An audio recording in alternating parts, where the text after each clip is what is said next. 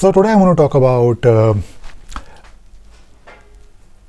org mode Emacs, especially for new users. Now, if you're a new user, if you are maybe thinking of using org mode, maybe you're totally convinced that this is a great piece of software that will do wonderful things for you, then great, start using it. But I want to talk about one specific aspect of using Emacs and org mode. Now, you can do a lot of things. You can do a lot of wonderful things with Emacs. You can do a lot of great things with org mode as well. And I have made a lot of videos. I have a lot of tutorials.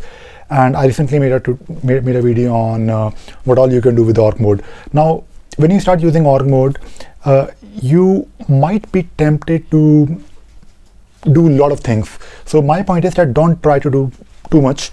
In the beginning, try to use org mode for one thing and get better at it. Try to learn how to create maybe simple documents, or try to create a simple org files where you can keep track of your to-do items, or maybe you can keep track of your tasks. And don't create too many org files, just create maybe one or two and start using it for maybe your day-to-day work. Take a look at how the agenda works. Take a look at how you can schedule tasks to happen on a specific date. Learn how those scheduled activities will appear in your agenda. Now, do these simple things and don't worry too much about configuring too much and doing too much in one go. When you start using org mode in Emacs, you will definitely love it in the beginning. When you can figure out how to get past that initial learning curve, you will definitely learn it. But don't try to do too many configurations. Don't try to install too many packages. Do it gradually.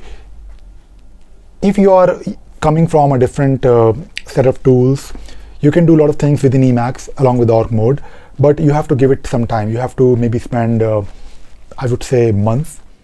It can also take years. I have been using Emacs and org mode for many years, but believe me, in the first few years I was using it mostly for note taking and task management, and of course a little bit of coding.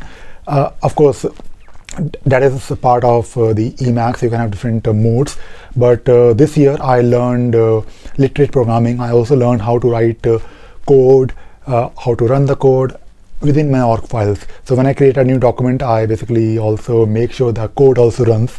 The output of the code is also displayed and can be exported in the same document.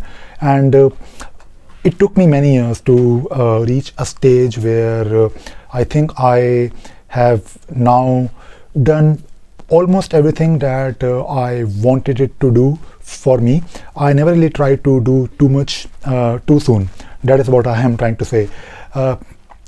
If you want to learn, of course, Emacs and org mode, there are plenty of tutorials online. The official documentation has everything. I mean, if you go to the org mode website, you can find each and everything.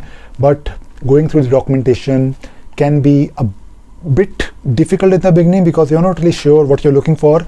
You basically learn those things when you are trying to solve a problem. Let us say you're using org mode and you want to split a document. You can of course do that, and I have talked about splitting windows. Let us say you want to switch between buffers, so you can also do that using shortcuts. I learned these things not in the first month of using Emacs, or not even in the first year. It took me many months, and I'm still learning. I'm still learning new things every day, but I try not to dive too much into the configurations, into different wonderful things that I can do. I give myself time, and I give myself time to absorb those new learnings. For example, today I learned about one package called org sidebar. So basically, when you're working on a big document, maybe you want your outline, your different headings to appear maybe in a separate buffer separately, and it I believe gives you more focus when you're working on a specific heading. But I also learned today that when you're working in a big document, This is of course relevant for a document where you have multiple headers, and let us say you are focused on just one header, one heading in your org file. You can also do something called as narrowing. So when you do, so there is a command and there is also a shortcut. I'll probably make a video on that, but I'm just trying to show you, and not show you, but I'm trying to basically share with you what I learned today. So what you can do, you can switch to that particular header. So you can basically do something like org narrowing, and it will basically just show the header that you want to appear in the buffer, but you're still in the same document. And once you're done with the work, once you are, let us say you're presenting it to someone, like I made a video on earlier today, I made a video on what all you can do with org mode. So I basically opened my big document and I focused on one header, and I showed that particular header in my buffer, but only that particular header, nothing else.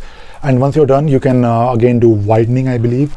So I learned the shortcut, and I think it is wonderful. So my point is that in the beginning, do one thing with org mode and do it really well.